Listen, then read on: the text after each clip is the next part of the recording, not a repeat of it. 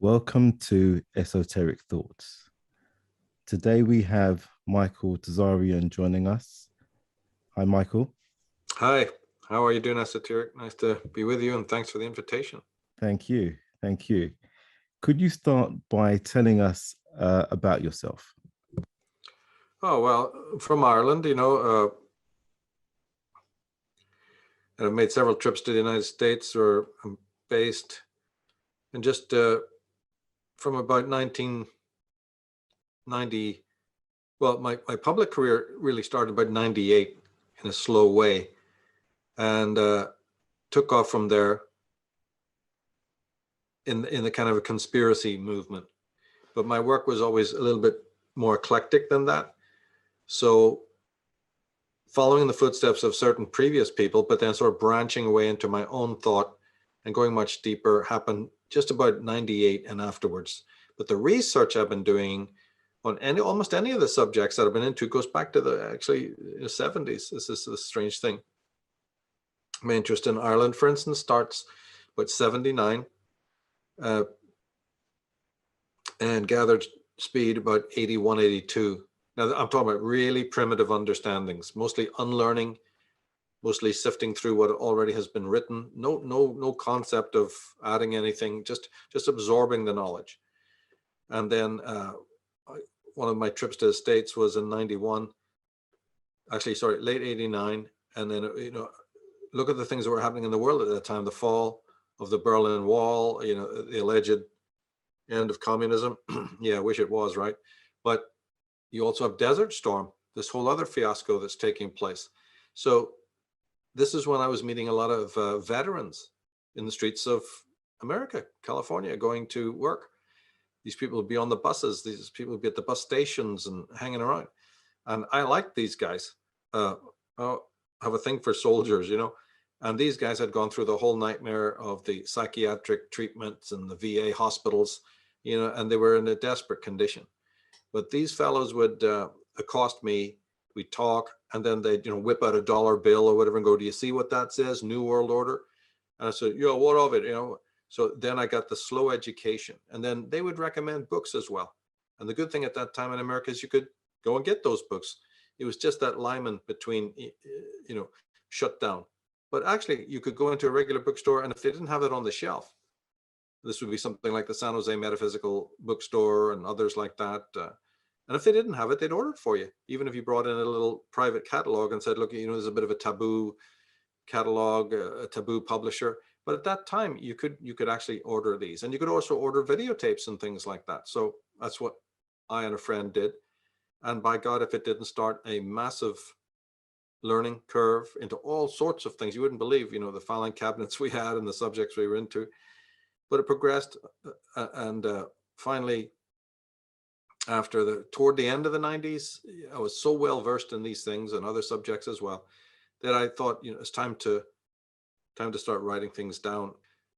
Published in 2002, came out my first book, Atlantis, and it's the best-selling book. People love it because it, although it's about aliens and genetic manipulation and the history of the planet, it's really about evil, and it gives you a completely unique interpretation of why evil is in the world, what it is, and how it really got here. It's about that, and that's a theme that's run through a lot of work, right up to female Illuminati. It's always in things I'm doing, but it's the heaviest there. I really bring out the heavy guns, and it worked because who do we normally look to for that question? That is any questions of morality, not philosophers, even though there are people called moral philosophers. No. When we're talking about ethics and morality, we're looking to the Christian church.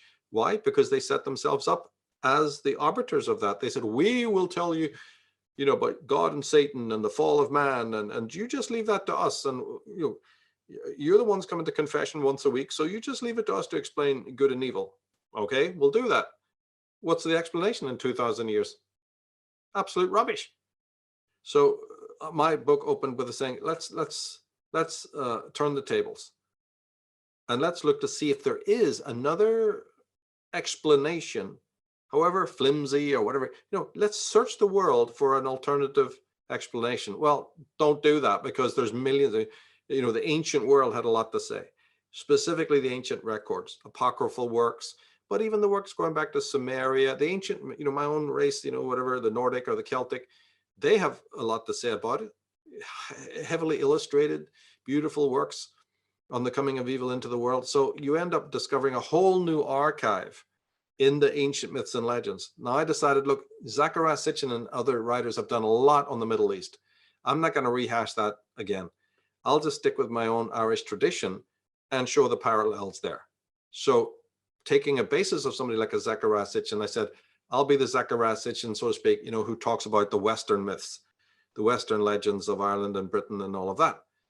And that was it. And the theme behind it, of course, is again to explain evil. And then I think the very next book was Irish Origins. It's a double volume, again, sort of looking deeply into the alternative history of Ireland. And then after that, because the muscles have been so flexed to write this mammoth text, it's a double volume, the book Astrotheology, and the content, we'll talk about that a little bit later here, but that book came out, was written fairly quickly because you studied it all my life, wanted to do an homage, you see, to Gerald Massey and others.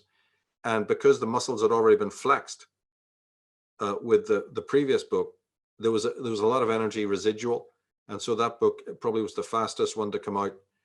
And I wanted to really do justice to that subject because although other people were speaking about it, I could see it's not their fault. It's just that, they didn't know enough about continental or Middle Eastern history. And I even have an Astrotheology Zone website,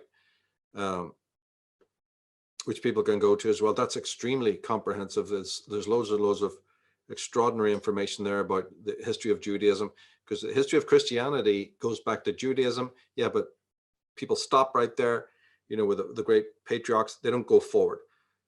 They don't go backwards even further to understand Egypt, Persia, Babylon. All these places that the so-called Jews were held captive must have had an influence on them, did have an influence on them. You know it from reading the Nativity story. That's not Christian, and it's not even Jewish.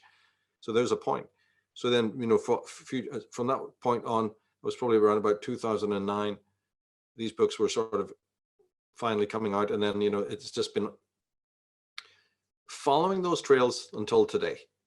But on my own podcast, we've not done anything on astrotheology since the beginning. Don't know why. So when you called, it was like, oh, great. Finally, somebody's interested in this subject, because it's been neglected, even in my own work and on Slave podcast. We just haven't had time or the inclination to get into it. And you have to do that with somebody who already knows a little bit about it. We've had Ralph Ellis on and everything, but usually astrotheology, again, just comes in for a second, and then, we move on to other things that he's been into. So it's sad in a way that, a subject of such importance, sidereal astrology, whatever you want to call it, gets waylaid. It really should be always kept in the narrative. And in saying that, can we start by talking about the hidden origins of Christianity and what is it really based on? What a question. Of course, there's many answers to that, but I think all religion, and this is quite demonstrable, even a cult, even a weird Mooney's cult or Jim Jones cult, we have this heroic figure.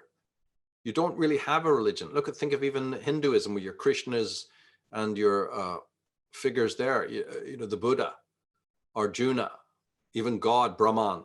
They're all heroic. They all wield bows and arrows and thunderbolts and swords. That's all pretty heavy, Hollywood stuff right there, and it'll captivate the mind. And when we talk about a hero, I mean, that's an endless story. So just, the Celtic mythologies have it, the Nordic mythologies, think of Thor, think of Odin. So there's one definite origin of religious thought, and that is the hero.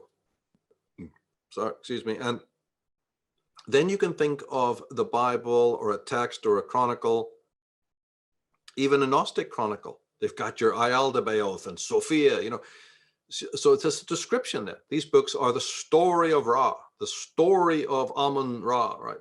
And the story of Marduk or Sargon, And this is great. We're still into it. Look at the Marvel comics, and not just them.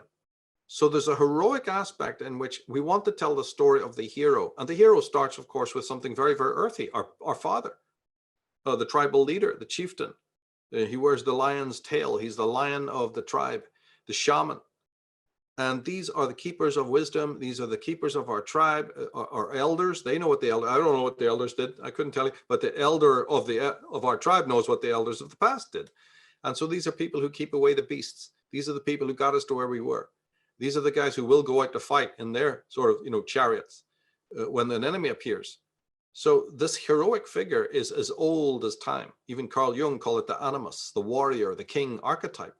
And so religion can be understood in one way as giving a further story, imaginative story, because then, of course, if we're talking astrotheology, what happened? That hero figure, very earthy figure, not a perfect being, but this, think of the Aztecs and their worship of their leaders, and the Egyptians were all faces bow before the great pharaoh, all these rituals. Then we took that figure and projected it upwards along with a lot of other figures, but just let's focus on this one for a minute. The hero gets blasted up there in the sky. He's Butes, he's Orion. He's the Hercules, he's the hunter.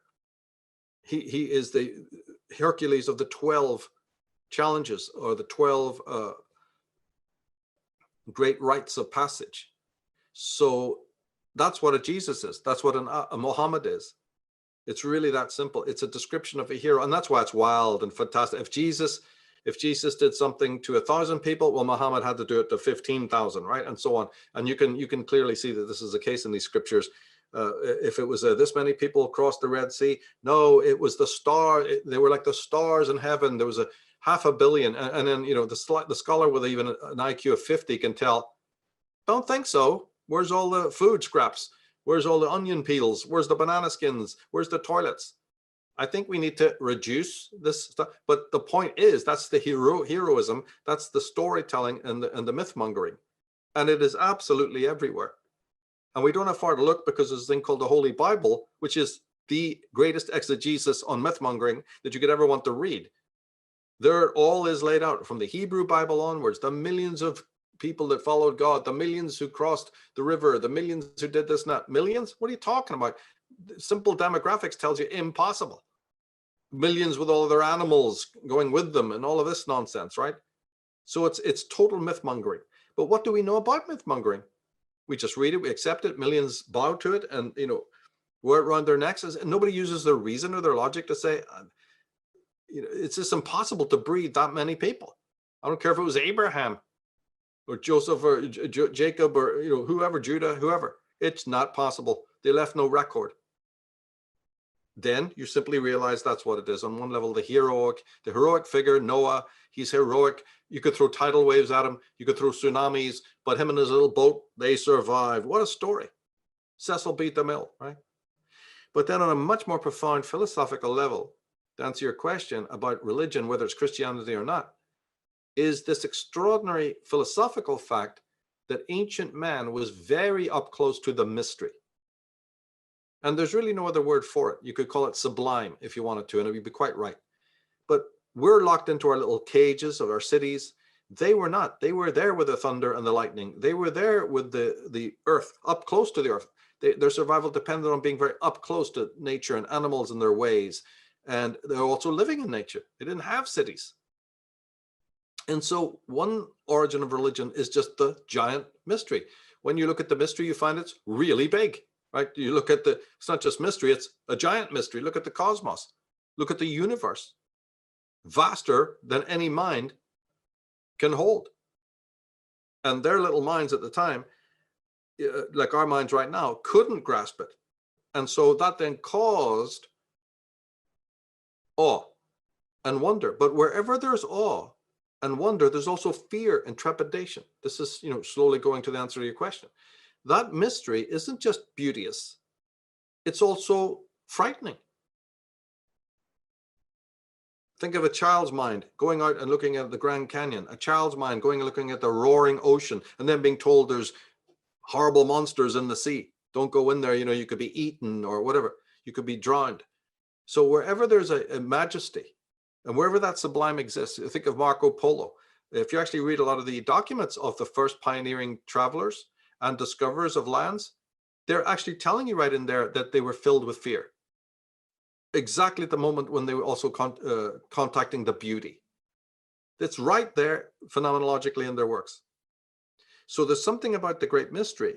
We've insulated ourselves from it. So modern man doesn't know what I'm talking about, because we live in these cities where the lights are so bright and they're kept on day and night, you can't even see the stars. So there's no mystery anymore. But in those days there was, and it was frightening to a degree. It brought awe and wonder, but it also brought a feeling of trepidation and sort of anxiety almost. It's very strange to say that, but the sublime, the beautiful, the awesome also strikes in us a kind of anxiety, because we can't find where it's plugged in. The anxiety arises because it is so majestic and so vast, but I'm just little old me, right? So something about our urban life is indicative of this, because it's a wall that keeps us into these nice cages and our super lit TVs and our little, plot or garden that needs to be mowed, and the job and the cubicle like buildings, right? All of this is in a way a response to the majesty, to the transcendent, and to the intense. The intense experience frightens. Now, of course, what's happened, another thing that's indicative of this is our life would become, our urban lives, our social lives would become so dry and desiccated if we still didn't have the mystery. So what do? We're in an ambivalent situation toward that great mystery. Well, I know. Sure, they got a whole bunch of dispensers down in the Amazon jungle. You could just put your coin in, pull a lever, and you get some ayahuasca trip. Jesus, that's sublime. That's brilliant. So if you watch the imbecility, right, of what we do to take shots of the sublime at the bar, and we never confront, why did we build that city? Why do we want this sublime in piecemeal? Because it's what's called negentropia. The universe is negentropic, self-sustaining, self-creating. And we can't find where that's plugged in. Everything in our world is finite. Even the light will burn out, a bulb, a candle, right? A torch. So we can't find where the great mystery is actually plugged in, because we want to patent it. We want to control it. So our urban bubbles, these gulags that we live in, are the simulation of that. It's born out of the will to power to own and control that which is ineffable and eternal. So religion, then, a long-winded way of explaining your question, we're doing that. Religion is another vehicle of the will to power. The mystery is not personified as God. He's male. Or we had the Great Mother, and then we got the serpent worship, and then we got Krishna, and then we got Buddha, and then we got it's all an attempt to anthropomorphize the great mystery, which is to then bring it to be subject to the will. And even in primitive times, this was a particular active thing. So to me, that's the origin of religion right there. Not much good about it, actually, because what would have been good is just a direct encounter with the sublime and the mystery, period. But cognition was changing, right brain to left brain. There's many answers to this. Urbanization was taking place. And then there was an ancestral trauma that is the root of all the things we're talking about. So if you have to add a third thing, then it is the most important thing, which is that something happened to actually compound the breach between man and nature. And that was, the planet being devastated by heavenly bodies. And it was almost like, to say it simply, nature, you've hurt me, now I can hurt you. Or at least, nature, you are my ground and you've shaken the shit out of me. So, okay, that means that we have an antipathy now. And I mean this quite literally. In consciousness itself can be understood as an antipathy to nature based on physical events that took place. It's a whole study in itself, and I get into it in the Atlantis book. And so that antipathy, that crack that existed, that severance, that gulf between man, or consciousness, and nature, is also one of the reasons for any kind of religious thought. It's really a falling off that caused it. So going back to the Old Testament, where we have so-called slaves leaving Egypt, funnily enough, with enough gold to build a golden calf. What is so special about the symbol of the calf that they built? Oh, yes. Well, you see, this is a discovery that has really intrigued people. And the best guy who explains it, you've had him on the show numerous times, Ralph Ellis. because when Ralph's work came along, it was like, did somebody just leave the, Aladdin's cave open or whatever? Because I'd been having these questions since the 70s and paying quite special attention to those that weren't answered. After reading very, very widely from all the greatest scholars you can imagine, and the list is endless. Well, as far as I was concerned, some things weren't answered correctly. And then in the mid 90s, or actually late 90s, when Ralph's books started coming out, it was just like click, click, click, click, click, done. Now, okay, there's a few other guys out there to be credited as well. Tony Bushby, it's not that he was the only one that nailed it, but he is by all standards, the preeminent answer giver to some of the more, there's Moata Ashby is a good writer. It's not to say that there hasn't been very, very great people out there helping nail certain things and giving you that desperate insight that you needed, There are many, but it's just towering. His work is towering. People should have every book he ever wrote. So he describes this in astrotheological terms, which immediately gelled with me. Suddenly it made absolute sense why they did that. Why the golden calf and not the golden bunny or something, the camel. No, it was a bull because something was taking place in that exact era chronologically. And that was the movement of the sun from the sign of Pisces, from the sign of Taurus into the sign of Pisces.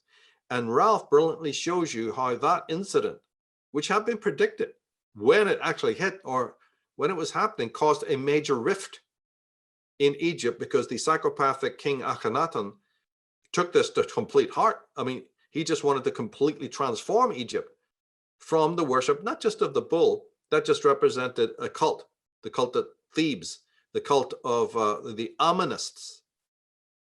And Amonists are actually a very interesting group when you study them. I actually call them Druids.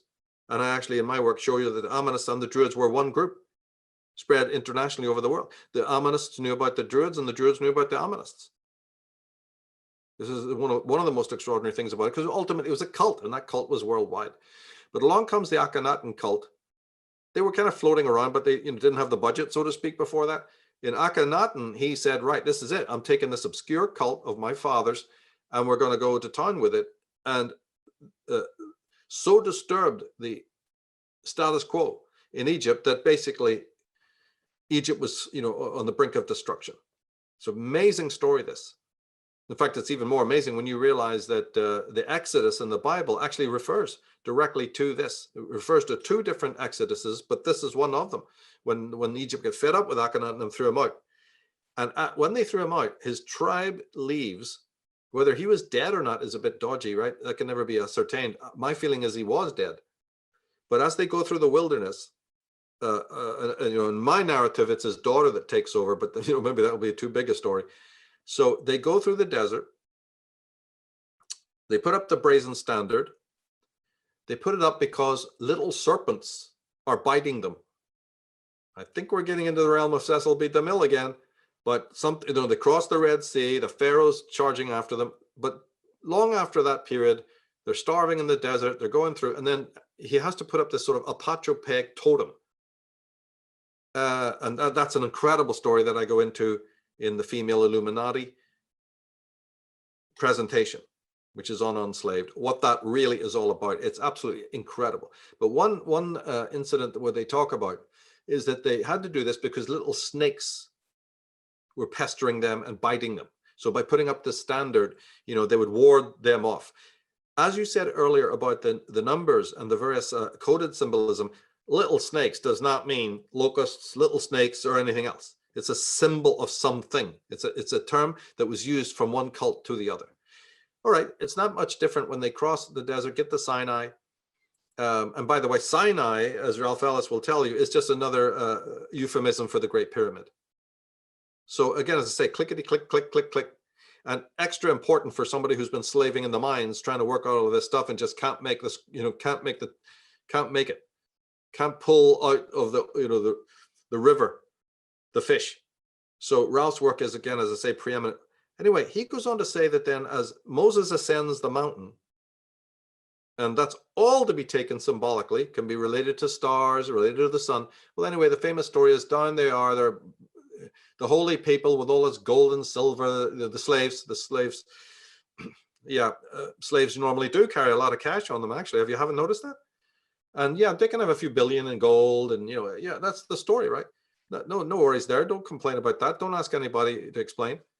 Well, they start getting orgiastic, right? The holy people don't want to do anything with Jehovah anymore, right? So they start building this big calf, and it's not restricted to what Ralph Ellis says, but by God, it's one of the chief explanations. It's just simply that they're regressing to the age of Taurus. Priests amongst them said, things are happening bad because we're, okay, even if there is this age of Aries coming, it's later, like we've got today with the age of Aquarius. We shouldn't be so quick to defile the gods. Now, the king Haremheb, the pharaoh at the time that they had just defied and left, he was known as the Great Bull. So on a secondary level, the bull is to celebrate Haremheb. Hey, we don't really hate you. Don't come and slaughter us. Hey, and maybe some of us are even going to go back. So this is what it was. It was a totem, a little bit of the middle finger to Moses, who was Akhenaten. Say, yeah, I don't think we're going to go with your nonsense. You've just led us into a wilderness. So maybe we're going to go back to the worship of Haremheb. And, in those days, you raised a totem or you raised a flag or an emblem. And so you have that. All it represents is one more of the endless rivalries between these cults, or as we might say today, tribes. But tribes bullshit. Anybody who knows the Bible and the word tribe comes up, it's nothing to do with tribes. It's to do with cult divisions. The many priestarchies and sub-priestarchies that existed. Many of them were female. So who is Zipporah then? Can you read Zipporah different, Moses' wife? Can you read Salome different? Can you read Miriamne and Herod's wife and all of that? Can we start, well, no. What about Mary?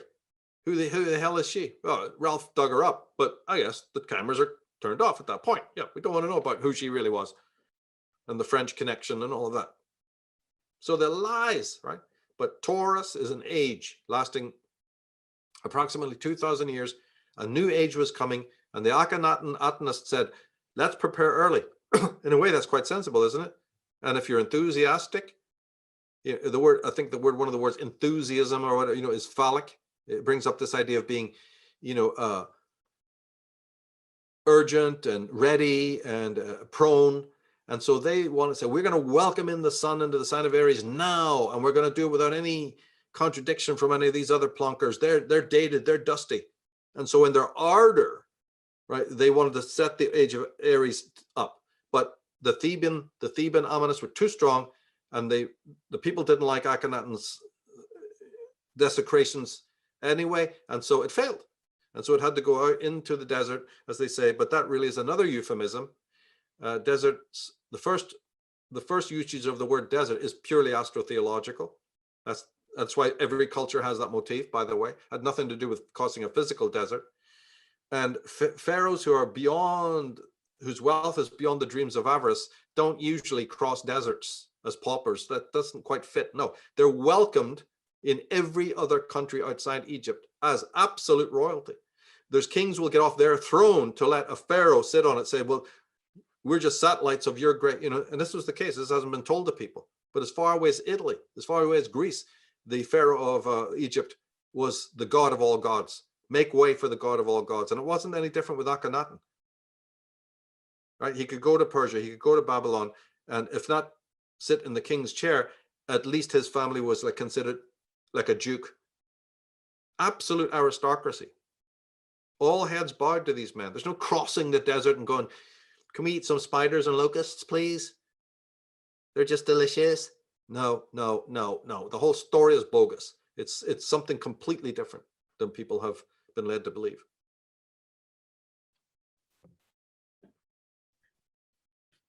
Michael Tsarion, thank you for joining us today. You're welcome.